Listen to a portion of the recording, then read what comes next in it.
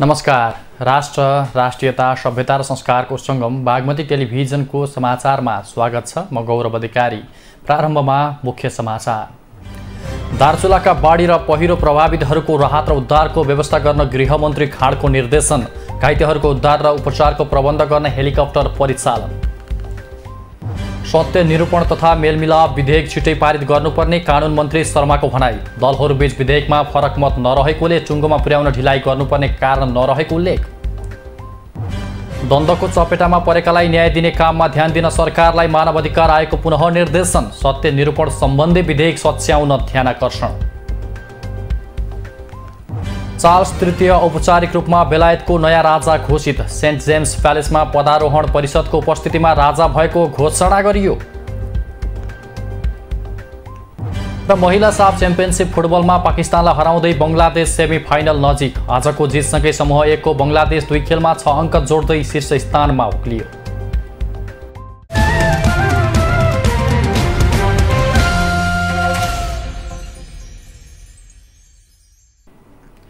सुरु गरौँ गृहमन्त्री खाँडको निर्देशन सम्बन्धी समाचारबाट। गृहमन्त्री बालकृष्ण खाँडले दार्चुलामा बाढी र पहिरोमा परि प्रभावितहरूको राहत र उद्धारको व्यवस्था गर्न निर्देशन दिनुभएको छ। मन्त्री खाँडले मन्त्रालय र मातहतका निकायलाई पहिरोबाट प्रभावितहरूको तत्काल राहत र उद्धारको व्यवस्था गर्न निर्देशन दिनुभएको हो। उहाँले मन्त्रालयमा घाइतेहरूको उद्धार र उपचारको प्रबन्ध गर्न हेलिकप्टर परिचालन गरेको छ। मन्त्री खाँडको निर्देशनपछि घटनास्थलमा घाइते र प्रभावितहरूको उद्धार र खोजी कार्यका लागि हेलिकप्टर परिचालन गरिएको र घाइते 3 जनालाई हेलिकप्टरबाट उद्धार रहेर सदरमुकाम सहित जिल्ला अस्पताल ल्याइएको मन्त्रालयको विपद व्यवस्थापन शाखाले जनाएको छ। शुक्रबार रातिको अविरल वर्षाका कारण महाकाली नगरपालिका र नौगाड गाउँपालिकाका विभिन्न स्थानमा पहिरोले ठूलो क्षति पुर्याएको छ। पहिरोमा परि मृत्यु भएका 5 जनाको शव भेटिएको छ भने अझै 10 जना बेपत्ता छन्।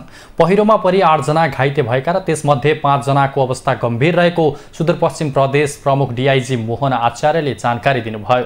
पहिरोमा परि 77 वर्षीय नन्दराम बोहरा, 68 वर्षीय मोहनराम पार्की, 32 वर्षीय जानकी ठगुन्ना, 35 वर्षीय मानमती कार्की र 15 वर्षीय धनुली ठगुन्नाको ज्यान गएको छ। पहिरोमा परि वीरे ठगुन्ना, रम्भा ठगुन्ना, फागुनी ठगुन्ना, जय बहादुर ठगुन्ना, हरकसिंह साहू, अमरसिंह पार्की, मुसी पार्की र राम टमाटा घाइते हुनुभएको छ। प्रहरीका अनुसार पहिरोमा परि धनसिंह कार्की, दीपक कार्की, दिनेश कार्की, मानमती शाह, मन्जु लोहार, दिनेश लोहार, डल्ली लोहार र साजन लोहार बेपत्ता परेका छन्।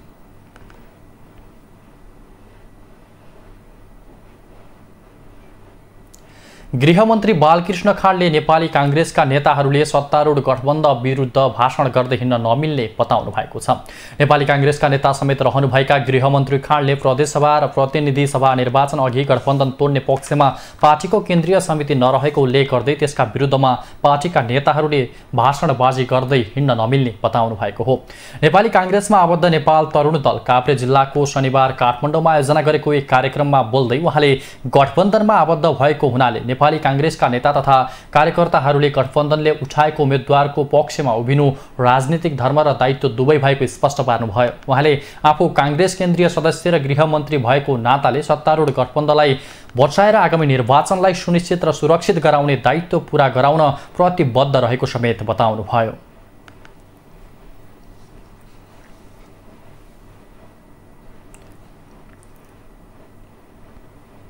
नेपाली काङ्ग्रेसको एउटा केन्द्रीय समितिको सदस्य गठबन्धन सरकारको गृहमन्त्री भएको कारणले यो गठबन्धनलाई बचाएर आम निर्वाचन सुनिश्चित र सुरक्षित गर्ने, यो निर्वाचनमा शान्ति सुरक्षा प्रदान गर्ने, निर्वाचन निष्पक्ष स्वतन्त्र भय रूपमा सम्पन्न गर्ने दायित्व मेरो हो। त्यो म पुरा गर्नेछु। मन्त्री खाँडले नेपाली काङ्ग्रेसले आफ्नो हैसियत अनुसार निर्वाचनको सिट सङ्ख्या बाँडफाँड गराउने काममा भने बुद्धिमत्तापूर्वक काम गर्नुपर्ने बताउनुभयो।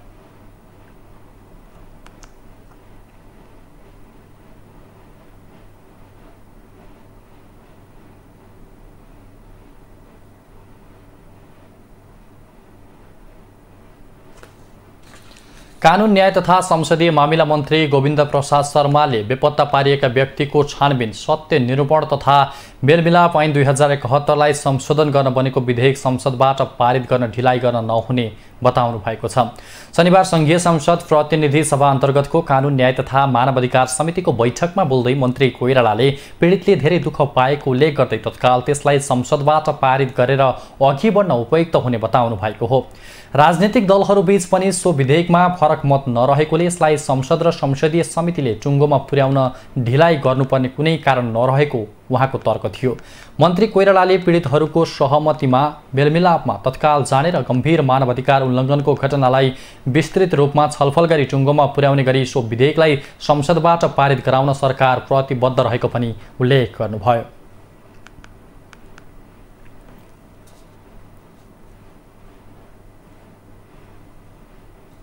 गम्भीर अपराधहरूमा चाहिँ के छ भन्दाखेरि समाधान नदिने र त्यसलाई गम्भीर अपराधहरूलाई प्रोसिक्युसनमा लाने, अरू मानवाधिकारको उल्लङ्घनहरूको हकमा पीडितले चाहेसम्म, पीडितको स्वीकृति भएसम्म, त्यो पनि सुसूचित उनीहरूको प्रायर कन्सेन्ट भन्छ नि, उहाँहरूको चाहिँ स्वतन्त्र सहमति हुँदासम्म चाहिँ मेलमिलापमा जान सक्ने र मेलमिलापमा जान नसकेको कुरामा के गर्ने त्यसमा छलफल गरेर उठिरहेको छ कुराहरू आइरहेछन् होइन। मन्त्री कोइरालाले मानवाधिकार उल्लङ्घनका घटनाका पीडितहरूलाई अहिलेसम्म परिपूरणको समेत व्यवस्था गर्न नसकिएको उल्लेख गर्दै उनीहरूलाई न्याय दिलाउने काममा सम्बद्ध सबै पक्षले प्रतिबद्ध भएर काम गर्नुपर्ने बताउनुभयो।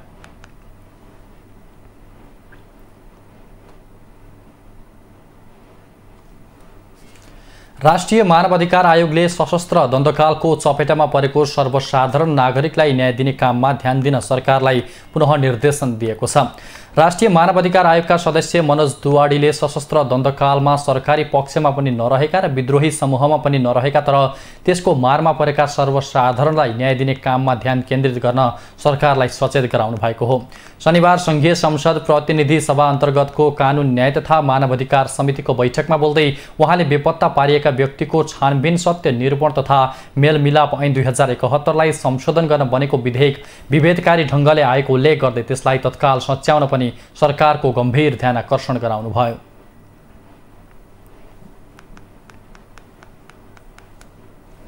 विद्रोही पक्षले पनि हतियार उठाएको हो भने सेना पक्षले पनि हतियार उठाएको, यो दुईटामा चाहिँ नि अहिले हाम्रो जुन ऐन आइरहेको छ यो ऐन चाहिँ नि अलिकति विभेदकारी, एउटा पक्षलाई अलिकति एउटा खाले व्यवहार र अर्को पक्षलाई अर्को खाले व्यवहार भनौँ, त्यो बेलाको राज्य पक्ष र त्यो बेलाको विद्रोही पक्षलाई डिस्टिङसन हुने खाले कतै कतै चाहिँ त्यसको भावना पढ्दै जाँदाखेरि देखिन्छ, त्यस्तो चाहिँ विभेदकारी नहोस्। राष्ट्रिय मानवाधिकार आयोगका पूर्व सदस्य सुशील प्याकुरेलले दोषीलाई उन्मुक्ति दिने गरी सरकारले बेपत्ता पारिएका व्यक्तिको छानबिन सत्य निरूपण तथा मेलमिलाप ऐन 2071लाई संशोधन गर्न बनेको विधेयक ल्याएको भन्दै आपत्ति जनाउनुभयो। उहाँले सशस्त्र द्वन्द्वकालका मानवाधिकार उल्लङ्घनका घटनाका पीडितलाई न्याय दिने काममा राजनीतिक दलहरूको मात्रै सहभागिताले सम्भव नहुने जिकिर समेत गर्नुभयो। निष्कर्ष के आयो ड्राफ्ट गर्नुभन्दा अगाडि एकचोटि त्यो के राख्ने ड्राफ्टमा भनेर छलफल गरौँ। यही कुरो मलाई लाग्छ 3-4 वर्ष अगाडि हामीहरूले पनि थुप्रै मान्छेहरूले त्यो कुरो गरेका थिए। आयोगका अर्का पूर्व सदस्य सुदीप पाठकले द्वन्द्वकालका पीडितलाई न्याय दिनका लागि सरकारले सो सम्बन्धी कानुन तत्काल संसदबाट पास गराउनुपर्ने बताउनुभयो। यो प्रक्रियामा अहिले नै मर्यो भने यो प्रक्रिया झन्झटिलो भएर जान्छ र यसले अर्को बाटो पनि लिन सक्छ। तर मेरो चाहिँ आशय, मेरो चाहिँ माग के छ भन्दा यसलाई पास गरौँ। पास गर्ने क्रममा आएका सुझावलाई राखेर यसलाई पास गरौँ। यसले प्रक्रिया लिन्छ। यसमा एउटै चिज चाहिन्छ, इच्छा शक्ति। इच्छा शक्ति यदि हाम्रो बीच रह्यो भने यो टुङ्गोमा पुग्छ।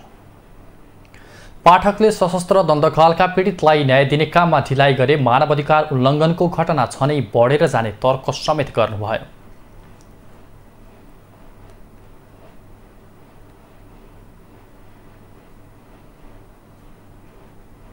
समाचारमा एकैछिन विश्राम।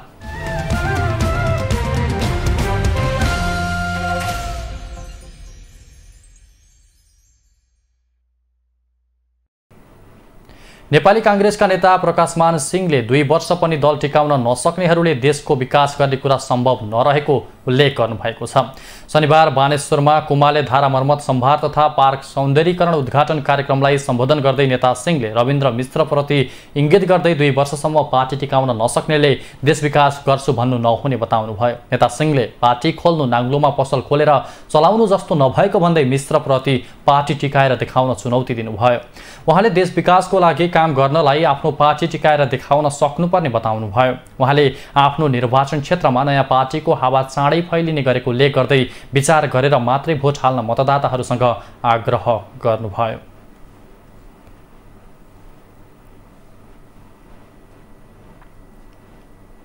यो पार्टी खोल्ने भनेको चिज यो नाङ्लोमा चाहिँ पसल खोल्ने जस्तो होइन के, केही छैन कसैले चाहिँ छकाउन सकेला तर एक्सपोज त हुन्छ नि।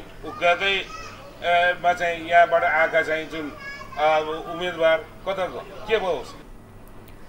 नेता सिंहले स्थानीय र प्रदेश सरकारलाई आफ्ना अधिकार नदिँदा संहितामाथि प्रश्न उठेको बताउनुभयो। उहाँले जनताको बहुमत पाउँदा समेत कम्युनिस्ट पार्टीहरूले संहिताका कानुन नबनाइदिँदा संहितामाथि प्रश्न उठेको आरोप लगाउनुभयो। नेता सिंहले ट्र्याकबाट बाहिर गएको मुलुकलाई ट्र्याकमा ल्याउने काम कांग्रेसले गठबन्धन बनाएर गरिरहेको उल्लेख गर्दै आगामी निर्वाचनमा जितेर कांग्रेसले देश विकास गर्ने बताउनुभयो। ट्र्याकबाट बाहिर गइसकेको कन्स्टिट्युसनलाई ट्र्याकमा ल्याएर अब चाहिँ स्थानीय निर्वाचन गराइसक्यो। अब यो आम निर्वाचन पनि हुन्छ र फ्रेस म्यान्डेट आइसकेपछि अब हामीहरूले चाहिँ यो चाहिँ भनौँ न सङ्घीय लोकतान्त्रिक गणतन्त्रात्मक संविधानको भावना र मर्म अनुरूप त्यसलाई चाहिँ के छ भने अक्षरशः पालना गराउनुको लागि आवश्यक सङ्घीय कानुनहरू चाहिँ बनाएर हामीले चाहिँ काम गर्नमा चाहिँ हामी चाहिँ इच्छुक छौँ। नेता सिंहले अहिलेको शिक्षा प्रणाली बेरोजगार उत्पादन गर्ने प्रणाली भइरहेको भन्दै शिक्षाको नीति र प्रणालीमा परिवर्तन गर्न जरुरी रहेको बताउनुभयो। शिक्षा दिनेसँगै सिप दिने कामको विकास गर्न आवश्यक रहेको उहाँको भनाइ छ। नेता सिंहले हरेक वडा कार्यालयमा बोर्ड मात्रै नभई व्यवस्थित स्वास्थ्य संस्थाको विकास गर्नुपर्ने, देशभरका वडा कार्यालयका क्लिनिकहरूमा प्राथमिक उपचार गर्ने काम हुनुपर्ने र रोजगारीको अवसर सिर्जना गर्न आवश्यक रहेको बताउनुभयो। हरेक वडामा चाहिँ अब हामीले के गर्नु पर्यो भन्दाखेरि त्यसमा चाहिँ नर्सदेखि लिएर हेल्थ एसिस्टेन्टहरूदेखि लिएर त्यसपछि आएर चाहिँ त्यहाँको चाहिँ साइज हेरेर अब डाक्टरै चाहिन्छ भने पनि अहिले त के छ भने डाक्टरहरू पनि त थुप्रै छन् त नेपालमा। नेता सिंहले आफू पैसा कमाउन, नाम कमाउन राजनीतिमा लागेको नभई सेवाका लागि राजनीति गरेको बताउनुभयो। भारी मतले विजय गराए देश हाँक्ने क्षमता आफूमा रहेको जिकिर गर्नुभयो।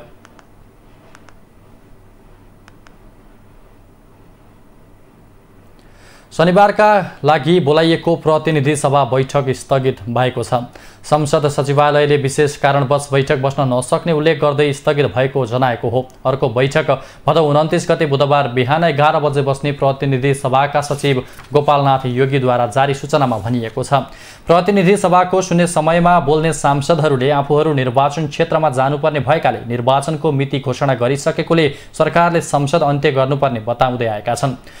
सरकारले विधेयक प्रस्तुत गर्ने क्रममा सत्तारूढ दलकै सांसद अनुपस्थित हुँदा बेला बेला विधेयक निर्णयार्थ पेश गर्न गढीपूरक संख्या नपुगेर बैठक स्थगित हुँदै आएको छ। संसदमा कुनै प्रस्ताव निर्णयार्थ पेश गर्दा कुल सदस्य संख्या 275 को 1/4 सदस्य अर्थात् 69 जना उपस्थित हुनुपर्ने संवैधानिक व्यवस्था छ।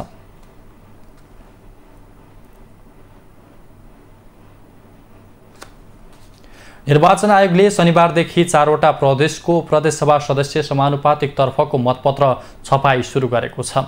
आयोगले प्रदेश 1 मधेस, बागमती र गण्डकी प्रदेशसभाको समानुपातिक तर्फका मतपत्र छाप्ने भएको छ भने बाँकी लुम्बिनी, कर्णाली र सुदूरपश्चिम प्रदेशको मतपत्र पछिल्लो चरणमा छाप्ने योजना बनाएको छ। 4वटा प्रदेशका लागि झण्डै 1,31,00,000 थान मतपत्र छाप्ने आयोगले बताएको छ। आयोगले भक्तपुरको जनशिक्षा सामग्री केन्द्रको छापाखानामा मतपत्र छाप्दै आएको छ। निर्वाचन आयोगका प्रवक्ता शालिग्राम शर्मा पौडेलले प्रतिनिधि सभा र प्रदेशसभा सदस्यको समानुपातिक तर्फको नमुना मतपत्र छपाइसकिए लगत्तै प्रदेशसभा सदस्यको समानुपातिक तर्फको मतपत्र छपाई सुरु हुने जानकारी दिनुभयो। आयोगका अनुसार प्रतिनिधि र प्रदेशसभाको समानुपातिक तर्फ झण्डै 20 लाख नमुना मतपत्र छापिँदैछ। आयोगले भदौ 21 गतेदेखि नमुना मतपत्र छाप्न सुरु गरेको हो। देशभरिका 753 वटै पालिकामा नमुना मतदान गर्ने योजना बनाएको आयोगले त्यही अनुसार मतपत्र छापेको हो। हरेक प्रदेशमा मतदाता संख्या फरक भएकाले मतपत्र समेत त्यही आधारमा छापिनेछ।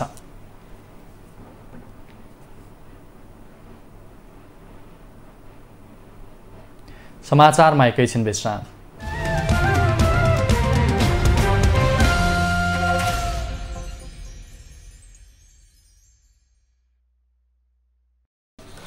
हामी समाचारको निरन्तरतामा छौँ। अब बाँकी समाचार। पछिल्लो 24 घण्टामा नेपालमा थप 163 जनामा कोरोना संक्रमण पुष्टि भएको छ। देशभर गरिएको 1718 पीसीआर परीक्षणका क्रममा 112 जना र 2028 एन्टिजेन परीक्षणका क्रममा 51 जनामा कोरोना संक्रमण पुष्टि भएको हो। कोरोनाका कारण शनिबार कसैको पनि मृत्यु नभएको स्वास्थ्य मन्त्रालयले जनाएको छ। त्यस्तै थप 123 जना निको भएका छन्। हाल नेपालमा 2430 सक्रिय संक्रमित आइसोलेसनमा रहेको मन्त्रालयले जनाएको छ। शाही युवा शक्ति नेपालले राजतन्त्र पुनः स्थापनाको माग गर्दै धरना दिएको छ। शनिबार नारायण हिटी दरबार अगाडि राजतन्त्र पुनः स्थापनाको माग गर्दै प्रदर्शन एवं धरना दिएको हो। उनीहरूले गणतान्त्रिक व्यवस्था खारेज गरौँ, हाम्रो राजा हाम्रो देश प्राणभन्दा प्यारो छ, राजतन्त्र जिन्दाबाद, हिन्दू राष्ट्र कायम कर, राजा आऊ देश बचाऊ, राजा जनता एक हौँ, भ्रष्ट नेता मुर्दाबाद लगायतका नारासहित विरोध जनाएका थिए। उनीहरूले नागरिकता विधेयक अहिले जबरजस्ती ल्याइएको भन्दै नागरिकता विधेयक राष्ट्रघाती भएकोले समर्थन गर्न नसक्ने बताए। उनीहरूले सिरपेच खोसेर लगाइदिन सक्ने चेतावनी समेत दिए। उनीहरूले शान्तिपूर्ण ढङ्गबाट नेपाली सेना, नेपाल प्रहरी र जनतालाई साथमा लिएर व्यवस्था परिवर्तन गर्न चाहेको बताए। धरना दिँदै उनीहरूले सिरपेच ज्ञानेन्द्र शाहलाई नलगाए सार्वभौमिकता र धर्म सकिने बताए। उनीहरूले अहिले विदेशीको इसारामा देश लुट्ने शासन चलिरहेको भन्दै आपत्ति जनाए।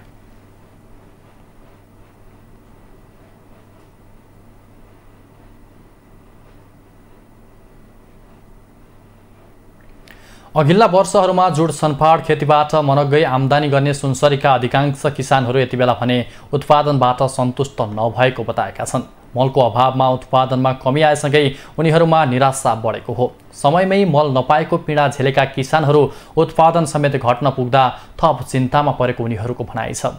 उत्पादन भएको जुटको मूल्यमा पनि गिरावट आएपछि आफूहरूको रुचि समेत सो खेतीमा घट्दै गएको किसानहरूको भनाइ छ।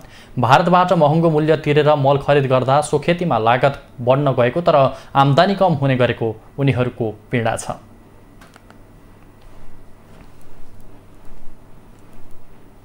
वार्डमा दिन्छ भन्छ, वार्डमा दियो भन्छ, एकजनाले एक बोरा पायो एउटा गाउँमा, बस भयो, त्यहाँ त दियो सकिहाल्यो। मार कसरी पर्छ भने इन्डियाबाट त मल किन्नै पर्यो, ल्याउँछ, उनीहरूले जे मन लाग्यो त्यही भनेर लिन्छ।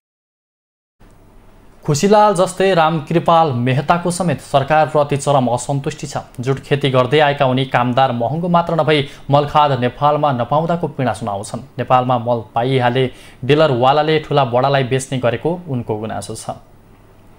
यहाँ किसानले मलै पाउँदैन, व्यापारले सबै डिलरमा आउँछ, मल सबै त्यो पारी पारी बेचिदिन्छ, अर्कै व्यापारीले दिइहाल्छ, किसानले मलै पाउँदैन। विगतका वर्षको दाँजोमा जुट खेतीमा आकर्षण कम हुँदै गए पनि केही किसान भने जसो तसो पेसा धानिरहेका छन्। लागत मूल्य बढ्दै जाँदा आम्दानी घटेर निराश देखिए पनि किसानहरूमा सरकारले मलखादको सहजता दिलाओस् भन्ने चाहना भने जिउको त्यो छ।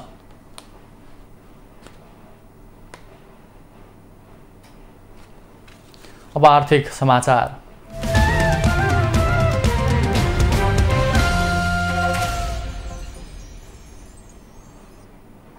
यो साता सुनचाँदीको मूल्यमा वृद्धि भएको छ। नेपाल सुनचाँदी व्यवसाय महासङ्घले साताभरमा सुनको मूल्य प्रति तोला 900 र चाँदीको मूल्य प्रति तोला 45 रुपैयाँले बढेको हो। गत साताको शुक्रबार छापावाल सुनको मूल्य प्रति तोला 93,000 रुपैयाँ थियो। यस्तै तेजाबी सुनको मूल्य प्रति तोला 92,500 रुपैयाँ थियो, जुन यो साताको शुक्रबारसम्म आइपुग्दा छापावाल सुनको मूल्य तोलामा 93,900 र तेजाबी सुनको मूल्य 93,400 रुपैयाँ पुगेको छ। यो साता आइतबार तोलामा 600 रुपैयाँले बढेको थियो। यस्तै सोमबार 100 र मङ्गलबार 300 रुपैयाँले बढेर सुनको मूल्य 94,000 रुपैयाँ पुगेको थियो। त्यसयता बुधबार एकै दिन मूल्य 1,000 रुपैयाँले घटेको थियो। यस्तै बिहिबार 800 र शुक्रबार 100 रुपैयाँले सुनको मूल्य बढेको थियो। यसैगरी यो साता चाँदीको मूल्य समेत बढेको छ। तोलामा 45 रुपैयाँले बढेको चाँदीको मूल्य शुक्रबारसम्ममा प्रति तोला 1150 रुपैयाँ कायम भएको छ। गत साताको शुक्रबार चाँदीको मूल्य प्रति तोला 1105 रुपैयाँ थियो। एक वर्ष अघि 44 खर्ब 68 अर्ब बढी कुल बजार पुँजीकरण रहेको नेपालको धितोपत्र 27 खर्ब 79 अर्ब 48 करोड 57 लाखमा छारेको छ। गत साता 28 खर्ब 26 अर्ब 64 करोड 62 लाख रहेको कुल बजार पुँजीकरण यो साताको कारोबारमा 47 अर्ब 15 करोड 48 लाखले घटेको हो। सूचीकृत कम्पनीहरू बजारमा थप हुँदा सूचीकृत सेयरको सङ्ख्या बढिरहेको अवस्थामा बजारको कुल पुँजीकरणमा भने कमी आइरहेको छ। पछिल्लो समय धितोपत्र कारोबार मापक नेप्से परिसूचक निरन्तर घटिरहँदा सूचीकृत कम्पनीको शेयर मूल्यमा असर परेसँगै कुल बजार पुँजीकरण घटेको छ। गत साताको अन्तिम कारोबार दिन 1970.62 बिन्दुमा रहेको नेप्से परिसूचक यो साता 1937.74 बिन्दुमा झरेको छ। 5 कारोबार दिनमा नेप्से परिसूचक पहिलो कारोबार दिन 6.68 अंकले बढेको थियो भने त्यसपछिको 4 कारोबार दिन निरन्तर घटेको थियो। गत साताको तुलनामा नेप्से परिसूचक 32.88 अंक तल झरेको हो। नेप्से परिसूचकसँगै ठूला कम्पनीहरूको मात्र कारोबार मापक सेन्सिटिभ इन्डेक्स पनि 6.36 अंक तल झरेको छ। गत साता 383.20 बिन्दुमा रहेको परिसूचक यो साता 376.84 बिन्दुमा झरेको हो। बजारका महत्वपूर्ण सबै सूचकहरू यो साता ऋणात्मक देखिएका छन्। नेप्से परिसूचक सेन्सिटिभ इन्डेक्स र कुल बजार पुँजीकरणसँगै यो साता कारोबार रकम र कित्तामा समेत कमी आएको छ। गत साताको तुलनामा एक दिन कम कारोबार भए पनि औसतमा कारोबार रकम र कित्ता घटेको छ। गत साता 6 कारोबार दिनमा 7 अर्ब 55 करोड भन्दा बढीको 2 करोड 12,53,778 कित्ता धितोपत्र खरिद बिक्री भएकोमा यो साता 5 अर्ब 4 करोड भन्दा बढीको 1 करोड 48,76,146 कित्ता धितोपत्र खरिद बिक्री भएको हो। गत साताको तुलनामा यो साता 2 अर्ब 51 करोड भन्दा बढीको 63,77,632 कित्ता कम धितोपत्र खरिद बिक्री भएको हो। औसतमा यो साता 25 करोड 4 लाख भन्दा बढीको 5,67,067 कित्ता कम धितोपत्र कारोबार भएको छ। गत वर्षदेखि नै नयाँ नीतिगत व्यवस्थाका कारण धितोपत्र दोस्रो बजार प्रभावित बन्दै आएको छ। यो साता कारोबारमा आएका सबै समूहगत उपसूचकहरू घटेका छन्। 13 समूहगत उपसूचकहरूमध्ये यो साता सर्वाधिक 4.97% व्यापारिक समूहको उपसूचक घटेको छ। अब अन्तर्राष्ट्रिय समाचार।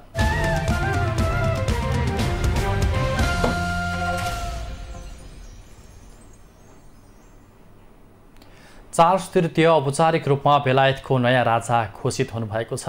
सेन्ट जेम्स प्यालेसमा पदारोहण परिषदको उपस्थितिमा उहाँ राजा भएको घोषणा गरिएको हो। त्यसअघि रानी एलिजाबेथ द्वितीयको निधन भएको औपचारिक घोषणा गरिएको थियो। सो परिषदमा शाही परिवार, प्रधानमन्त्री लगायत सदस्य हुन्छन्। घोषणापछि त्यसमा हस्ताक्षर गरिएको छ। समारोहमा पूर्व प्रधानमन्त्रीहरू Gordon Brown, Theresa May, David Cameron लगायत उपस्थित हुनुभएको थियो। दस्तावेजमा हस्ताक्षर अघि सो स्थानमा उपस्थित करिब 200 गण्यमान्यले गड सेभ द किङ भनेका थिए।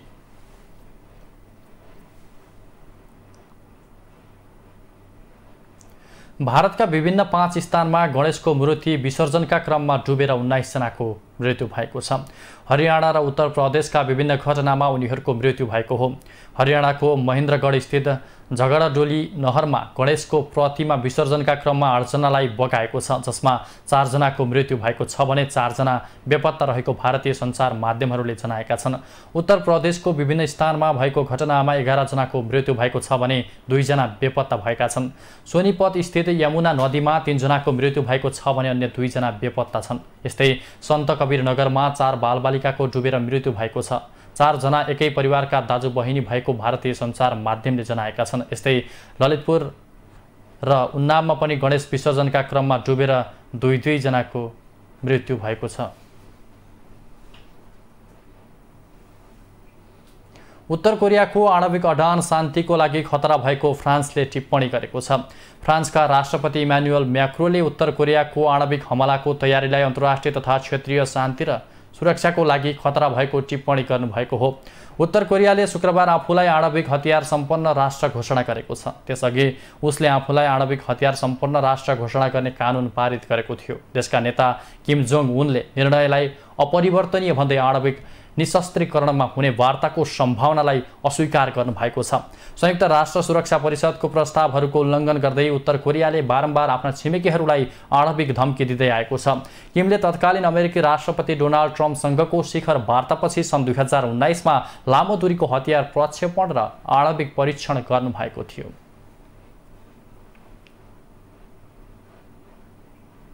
अब खेलकुद समाचार।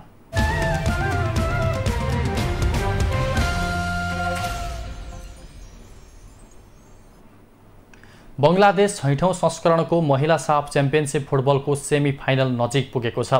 त्रिपुरेश्वर स्थित दशरथ रङ्गशालामा शनिबार भएको खेलमा पाकिस्तानलाई 6-0 गोलको फराकिलो अन्तरले हराउँदै बंगलादेश अन्तिम 4को नजिक पुगेको हो। बंगलादेशको फराकिलो जितमा कप्तान सबिना खातुनले ह्याट्रिक गोल गरिन्। यस्तै मोनिका चकमा, मुसाम्मत स्वप्ना र ऋतु पोर्नाले एक गोल गरिन्। खेलको तेस्रो मिनेटमा मोनिकाले गोल गर्दै बंगलादेशलाई सुरुवाती अग्रता दिलाएकी थिइन्। 28औं मिनेटमा स्वप्नाले गोल गर्दा बंगलादेश 2-0 ले अघि रह्यो। खेलको 31औं मिनेटमा सबिनाले गोल गर्दै टिमको अग्रता तेब्बर बनाइन्। लगत्तै 35औं मिनेटमा सबिनाले व्यक्तिगत दोस्रो गोल गर्दा बंगलादेश 4-0 ले अघि रह्यो। खेलको 59औं मिनेटमा सबिनाले ह्याट्रिक पूरा गर्दै बंगलादेशलाई 5-0 को अग्रता दिलाइन्। सबिना जारी महिला साफमा ह्याट्रिक गर्ने पहिलो खेलाडी हुन्। उनी सर्वाधिक गोल गर्ने सूचीको शीर्ष स्थानमा छिन्। सबिनाले 5 गोल गरिसकेकी छिन्। त्यसपछि खेलको 77औं मिनेटमा ऋतुले गोल गर्दै बंगलादेशलाई 6-0 को जित दिलाइन्। बंगलादेशको यो लगातार दोस्रो जित हो। पाकिस्तानको भने यो लगातार दोस्रो हार हो। यस जितसँगै समूह 1 को बंगलादेशले 2 खेलमा 6 अङ्क जोडेको छ। बंगलादेश शीर्ष स्थानमा उक्लिएको छ। पहिलो खेलमा बंगलादेशले मालदिभ्सलाई 3-0 ले हराएको थियो। पाकिस्तान 2 खेलमा अङ्क विहीन रहँदै पुछारमा रहेको छ। पहिलो खेलमा पाकिस्तानले भारतसँग 3-0 गोलको हार बिहोरेको थियो।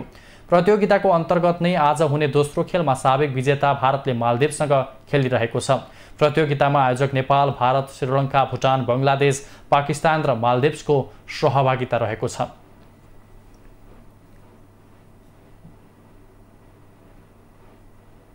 नेपाल क्रिकेट संघ क्यानले आगामी असोज 8 देखि सुरु हुने नेपाल टी20 लिगका लागि 6 टिमका मार्की खेलाडी सार्वजनिक गरेको छ। सार्वजनिक गरिएका मार्की खेलाडी सबै ए क्याटेगोरीका रहेका छन्। क्यानले सार्वजनिक गरेका मार्की खेलाडीमा पोखरा एभेन्जरका लागि मोहम्मद आसिफ शेख, लुम्बिनी अल स्टार्सका लागि दिपेन्द्र सिंह, काठमाडौँ कान्तिपुरका लागि ज्ञानेन्द्र मल्ल, सुदूरपश्चिम युनाइटेडका लागि करण केसी, विराटनगर सुपर किङ्सका लागि रोहित कुमार पौडेल र जनकपुर रोयल्सका लागि सोमपाल कामीलाई मार्की खेलाडीको रूपमा सार्वजनिक गरिएको हो। नेपाल टी20 लिग आगामी 8 असोजदेखि 5 कार्तिकसम्म आयोजना हुँदैछ।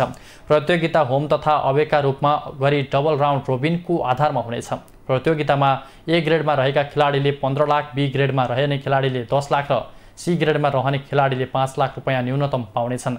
एक टोलीमा 11 नेपाली खेलाडी र 5 विदेशी खेलाडी रहनेछन्। 20 वर्ष मुनिको एसिया कप फुटबल छनौटमा नेपालले आज भुटानसँग खेल्दैछ। खेल बहराइनको शेख अली बिन मोहम्मद अल खालिफा स्टेडियममा राति पौने 9 बजे सुरु हुनेछ। भुटानसँगको खेलमा नेपाल केही सहज अवस्थामा छ। 20 वर्ष मुनिको नेपाली टोलीका प्रशिक्षक मेघराज केसीले प्रतियोगिताका लागि टिमको तयारी राम्रो रहेकोले एसिया कपमा छनौट हुने आशा राखेको बताएका छन्। नेपाल रहेको समूहमा भुटानसँगै कतार, बहराइन र बंगलादेश छन्। नेपालले सोमबार कतारसँग, बिहिबार बहराइन र आउँदो हप्ताको आइतबार बंगलादेशसँग खेल्नेछ। समूह विजेता आउँदो वर्ष उज्बेकिस्तानमा हुने 20 वर्ष मुनिको एसिया कपमा छनौट हुनेछ।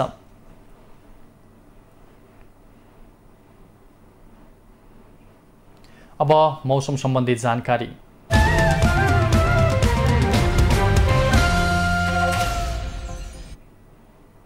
आज राति देशका पहाडी भूभागमा सामान्य बदली रही बाँकी भूभागमा आंशिकदेखि सामान्य बदली रहनेछ। त्यसको पहाडी भूभागका केही स्थानहरूमा र बाँकी प्रदेशका थोरै स्थानहरूमा मेघगर्जन, चट्याङसहित हल्कादेखि मध्यम वर्षाको सम्भावना रहेको छ। लुम्बिनी र बागमती प्रदेशका 1-2 स्थानमा भारी वर्षाको सम्भावना रहेको जल तथा मौसम विज्ञान विभागले जनाएको छ।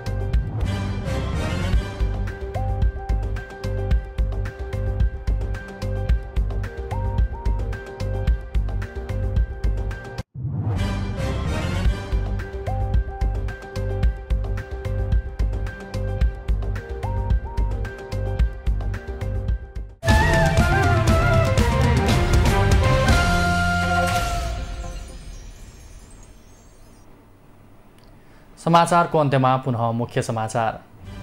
दार्चुलाका बाढी र पहिरो प्रभावितहरूको राहत र उद्धारको व्यवस्था गर्न गृहमन्त्री खाँडको निर्देशन। घाइतेहरूको उद्धार र उपचारको प्रबन्ध गर्न हेलिकप्टर परिचालन।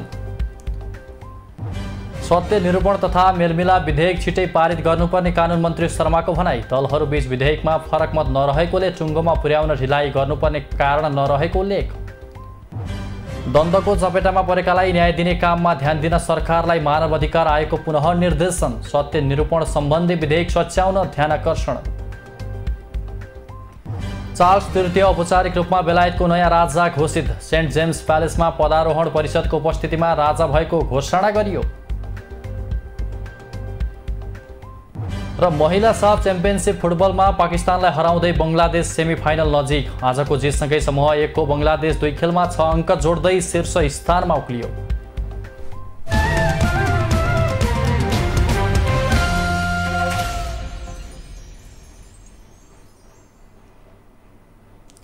राष्ट्र, राष्ट्रियता, सभ्यता र संस्कार संरक्षणमा समर्पित बागमती टेलिभिजनमा प्रसारण भइरहेको समाचार अहिलेलाई यति नै। हेर्दै रहनुहोला बागमती टेलिभिजन।